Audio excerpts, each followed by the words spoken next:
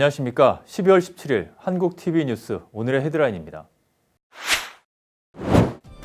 역사적인 한미박물관 건립을 위해 한인사회 기부왕인 홍명기 한미박물관 이사장이 지난 12일 200만 달러를 쾌척했습니다.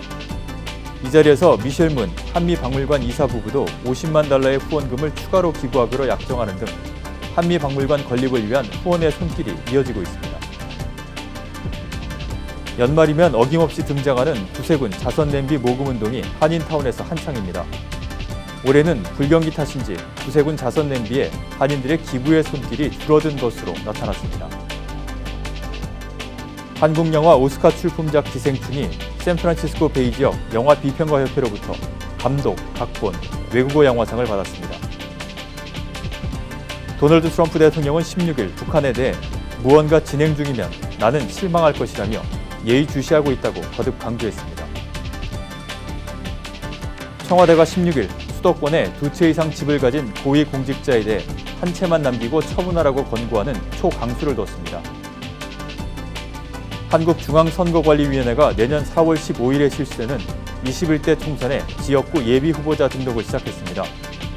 그러나 패스트트랙에 오른 공직선거법 개정이 여야 협상 난항으로 차일피일 미뤄지면서 예비후보자들은 결국 선거구 획정 기준을 모르는 상태에서 등록을 하게 됐습니다. 시청자 여러분 안녕하십니까? 한인사회 이슈를 신속하고 정확하게 전해드리는 한국TV 뉴스입니다. 역사적인 한미박물관 건립을 위해 한인사회 기부왕 홍명기 한미박물관 이사장이 지난 12일 200만 달러를 쾌척했습니다. 이 자리에서 미셸 문 한미박물관 이사 부부도 50만 달러의 후원금을 기부하기로 약정하는 등 한미박물관 건립을 위한 후원의 손길이 이어지고 있어 건립에 박차가 가해지고 있습니다.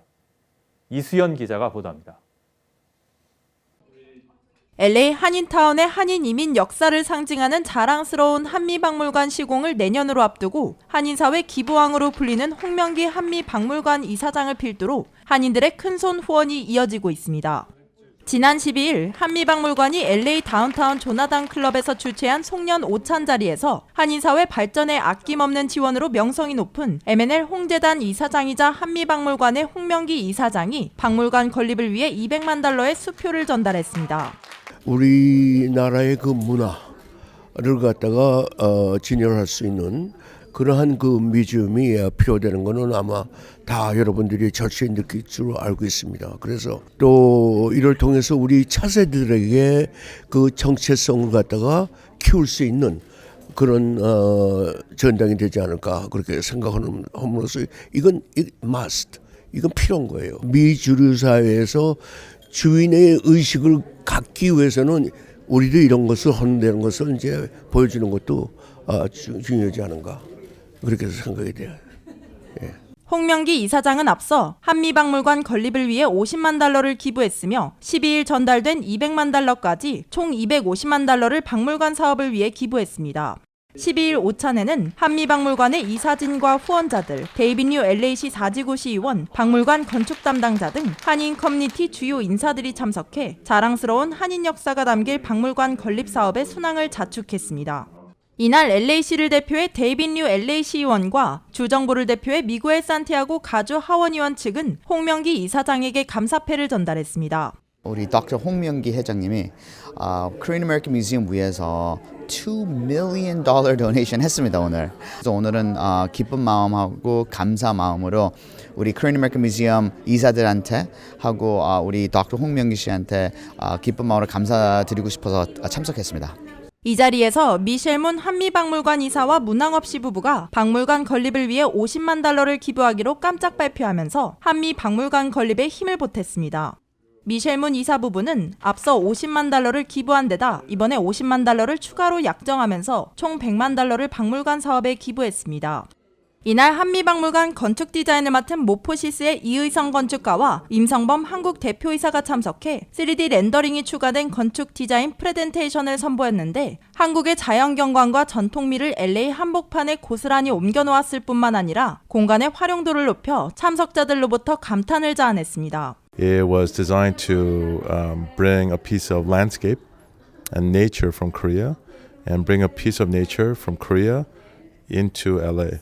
And it's organized to be as flexible like a Korean building, because the purpose is to be useful to the community and to support and promote future Korean Americans. 한인사회 각계의 인사들로부터 모아진 후원금과 LA시 정부로부터 350만 달러, 가주 정부로부터는 400만 달러의 지원금을 확보함으로써 한미박물관 건립을 위해 현재 1,400만 달러의 기금이 확보된 상태입니다. 한미박물관 건립을 위해서는 공사비 2,400만 달러를 포함해 총 2,900만 달러가 소요될 것으로 추산됩니다. 한미박물관은 내년 여름 펀드레이징 이벤트를 계획하고 있습니다. 한국TV 이수연입니다.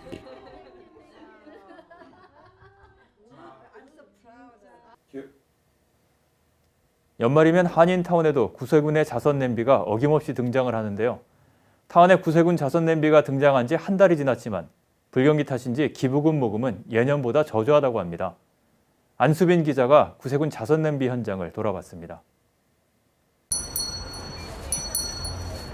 매 바쁜 연말이 다가올 때면 어김없이 구세군 나선교회가 설치한 자선 냄비가 LA 한인타운 주요 마켓 앞에 등장합니다. 설치된 지 한 달이 넘은 가운데 마켓에는 선물을 사는 한인들의 발길이 끊이지 않지만 구세군 자선 냄비를 향한 손길은 아직도 뜸해 보입니다. 이번 연도 모금 현황은 지난해에 비해 감소해 모금액 목표치에 미달한다고 구세군 나선교회 자원봉사자들이 전했습니다. 그렇게 많이 늘지는 않았어요. 좀 줄은 것 같아요. 침체 영향도 있을 것 같고요. 또 그러다 보니까는 이제 전반적인 여러 가지가 복합적으로 작용을 해서 조금은 이제 아직은 연말 분위기가 나지 않아서 그런지 조금 아직은 좀 모금 추세가 조금 작년에 비해서 좀 저조하다고 들었습니다. 또한 기술이 발전되며 카드 결제와 모바일 결제가 가능해지면서 쇼핑 후 거스름돈이 생기지 않아 기부의 손길이 뜸해지는 것 같다고 자원봉사자들이 전했습니다. 하지만 여전히 구세군 자선 냄비를 그냥 지나치지 못하는 한인들도 있습니다. 처음이에요. 그냥 마음에서 우러나왔어요. 오늘은 그냥. 김수정기 앞에 마련된 구세군 자선 냄비에 온정의 손길을 보탠 데이빗 송 씨는 바쁘고 어려운 상황에서도 소외된 이웃들을 돌아봤으면 좋겠다며 한인들의 참여를 독려했습니다. 쉽진 않지만 글쎄요, 조금씩 나눌 수 있는 마음이 있으면은 좀 더 좋은 세상, 훈훈한 세상, 우리 커뮤니티라고 되지 않을까 해서 마음 먹기 나름이라서 한번 그렇게 조금이나마 좀 정성을 나누면 좋을 것 같아요.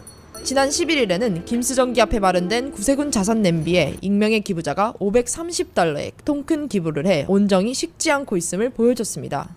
구세군 자선 냄비는 김수정기와 갤러리아 마켓 등 LA 주요 한인 마켓 앞에 매주 월요일부터 토요일 오전 11시부터 저녁 7시까지 설치되어 있으며 모금은 크리스마스 이브인 12월 24일까지 진행됩니다. 한국TV 안수빈입니다.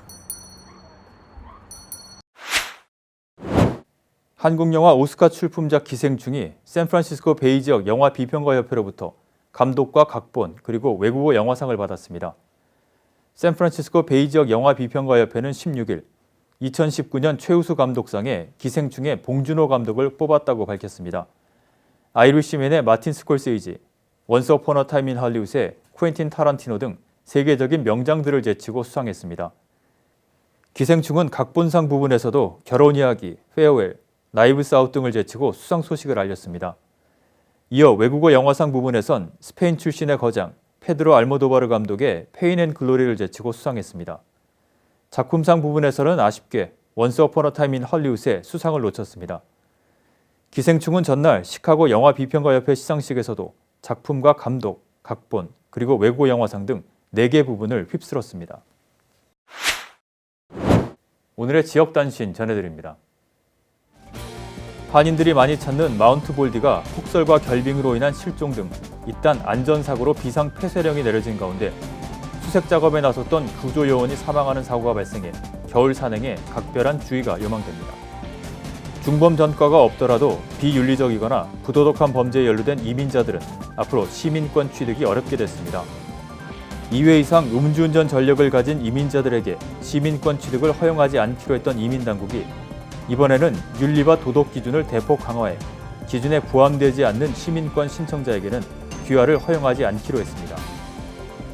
미중 1단계 무역 합의에 대한 언론과 전문가들의 평가가 엇갈리고 있습니다. 도널드 트럼프 대통령에게 우호적인 매체나 연구기관은 합의 내용을 극찬하고 있지만 다른 진영에선 포장만 요란한 속빈 합의란 지적도 나옵니다.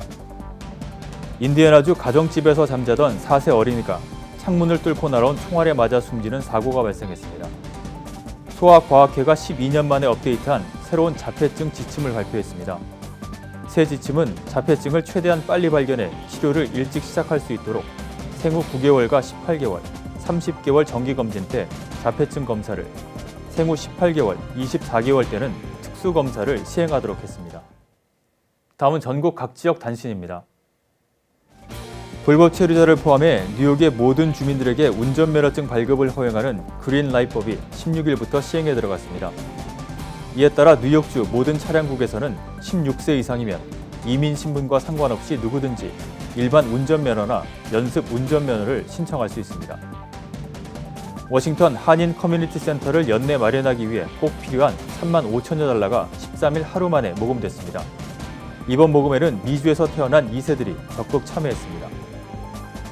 베이 지역 삶에 대한 주민들의 불행 지수가 증가하고 있는 것으로 나타났습니다.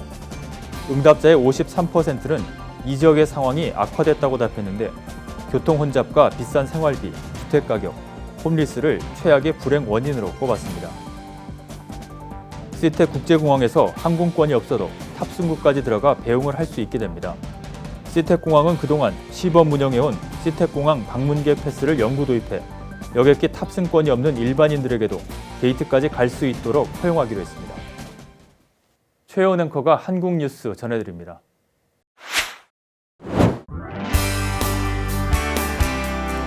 한국내 이슈들 만나보도록 하겠습니다. 먼저 첫 번째 뉴스입니다.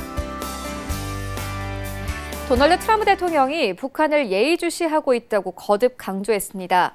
트럼프 대통령은 16일 백악관에서 주지사들과 규제 개혁을 주제로 라운드 테이블 행사를 하다가 취재진이 북한 상황에 대해 묻자 무언가 진행 중이라면 나는 실망할 것이라면서 만약 그렇다면 우리는 이를 처리할 것이라고 말했습니다. 트럼프 대통령은 하지만 지켜보자면서 북한은 우리가 예의주시하고 있다고 덧붙였습니다. 트럼프 대통령의 발언은 대미 압박 수위를 점점 끌어올리는 북한이 대륙간 탄도미사일 ICBM 시험 발사에 손을 댈 가능성까지 제기된 가운데 강경 행보 자제를 촉구하는 차원으로 해석됩니다. 구체적인 조치를 거론한 것은 아니지만 북한이 강경 행보에 나설 경우 모종의 대응에 나설 것이라는 방침도 시사한 것으로 분석됩니다. 그러나 지난 8일 김정은 북한 국무위원장에게 적대적으로 행동하면 사실상 모든 것을 잃을 수 있다고 트윗으로 강력 경고한 데 비해서는 톤이 낮아진 것으로 보입니다. 북한이 동창리 미사일 발사장에서 대단히 중대한 시험을 했다고 발표한 데 대한 반응이었습니다. 이어 북한이 동창리에서 또다시 중대한 시험을 했다고 14일 발표하며 대미 압박 수위를 한층 끌어올렸으나 경고 수위가 더 높아지지는 않은 셈입니다. 한국을 방문 중인 스티브 비건 미 국무부 대북 특별대표는 16일 약식 회견을 통해 우리는 여기에 있고 당신들은 우리를 어떻게 접촉할지를 안다며 북한의 회동을 제안한 상태라는 점이 고려된 것으로 보입니다. 트럼프 대통령이 이날 지켜보자고 발언한 것 역시 북한이 미국의 대화 제의에 어떻게 나올지를 주목하고 있다는 뜻으로 해석됩니다. 북한이 미국의 제안에 전격 호응할 경우 북미 대치 국면 해소를 위한 실마리가 마련될 수 있으나 그렇지 않을 경우 가뜩이나 고조된 북미 간 긴장이 위험 수위로 치달을 것이라는 전망이 나오고 있습니다. 한국중앙선거관리위원회는 17일 내년 4월 15일 실시되는 21대 총선의 지역구 예비 후보자 등록을 시작한다고 밝혔습니다. 그러나 패스트트랙에 오른 공직선거법 개정이 여야 협상 난항으로 차일피일 미뤄지면서 예비 후보자들은 결국 선거구 획정 기준을 모르는 상태에서 등록을 해야 하는 상황입니다. 현지 시간으로 17일 오전 9시부터 시작되는 예비 후보자 등록은 내년 3월 25일까지 가능합니다. 등록 시 공식 선거 운동 기간 전이라도 일정한 범위 내에서 선거 운동을 할 수 있습니다. 선거사무소 설치, 선거운동용 명함 배부, 어깨띠 또는 표지물 착용, 본인이 직접 통화로 지지 호소를 하는 행위 등이 허용됩니다. 예비 후보자로 등록한 사람이 실제 출마를 하려면 후보자 등록 기간에 다시 등록을 해야 합니다. 물론 예비 후보자 등록을 하지 않았더라도 본 선거 후보자 등록을 하면 출마할 수 있습니다. 국회에서 선거법 개정이 마무리되지 않아 선거구 획정 기준이 확정되지 않은 만큼 중앙선거관리위원회는 일단 현행 선거구를 기준으로 예비 후보자 등록을 받을 방침입니다. 만약 선거법 개정에 따라 선거구 조정이 있을 경우 획정 작업 완료 후 그에 맞춰 후보자 등록을 받는다는 계획입니다. 선관위는 예비 후보자 등록에 이어 내년 2월 26일부터 3월 6일까지 제외 선거인 명부를 작성하고 3월 24일에서 28일 선거인 명부 작성과 거소 선상투표 신고 및 신고인 명부 작성 작업을 차례로 진행합니다. 이어 3월 26일에서 27일 양일간 후보자 등록 신청을 받고 4월 1일에서 6일 제외투표, 같은 달 10일에서 11일 사전투표를 거쳐 선거 당일인 15일 본투표를 실시합니다. 한국 청와대가 수도권에 2채 이상 집을 가진 고위공직자에 대해 한 채만 남기고 처분하라고 권고했습니다. 노영민 대통령 비서실장이 한국 정부가 1216 부동산 대책을 발표한 날 청와대 비서관급 이상 고위공직자들에게 이런 권고를 내렸다고 윤도환 국민소통수석이 밝혔습니다. 청와대 고위공직자가 모범을 보이지 않는다면 정부 정책도 힘을 받을 수 없다는 인식에서 비롯된 것으로 보입니다. 윤 수석은 권고를 안 지키면 어떻게 되나라는 물음에는 당연히 법률적 강제 사항이 아니니 처벌할 수는 없지만 국민적 여론이 있지 않겠나라며 책임질 일이 있다면 책임을 지는 것이다. 그런 정도로 판단을 할 것이라고 본다고 언급했습니다. 윤 수석은 새로 비서관을 임용하는 데 있어서도 이번 권고가 하나의 잣대가 되지 않을까 판단한다고 언급하기도 했습니다. 윤 수석은 이날 수도권에 2채 이상의 집을 가진 고위공직자는 11명이라고 밝혔습니다. 고위공직자 재산 신고를 기준으로 보면 수석급에서는 김조원 민정수석, 김현종 국가안보실 2차장 등이 포함됩니다. 또 비서관급에서는 강문대 사회조정비서관, 강성천 산업정책비서관, 김혜경 해외언론 비서관, 박종규 제적기획관, 박진규 통상비서관, 여현호 국정홍보비서관, 유송화 춘추관장, 윤성원 국토교통비서관, 조성재 고용노동비서관 등이 권고 대상에 해당합니다. 일부 고위공직자들이 2채 이상의 주택을 소유하고서도 자산을 증식시키는 양상이 계속된다면 정부의 부동산 정책에 대한 불신을 해소할 수 없다는 판단이 깔릴 것으로 보입니다. 네, 오늘 저희가 준비한 소식은 여기까지입니다.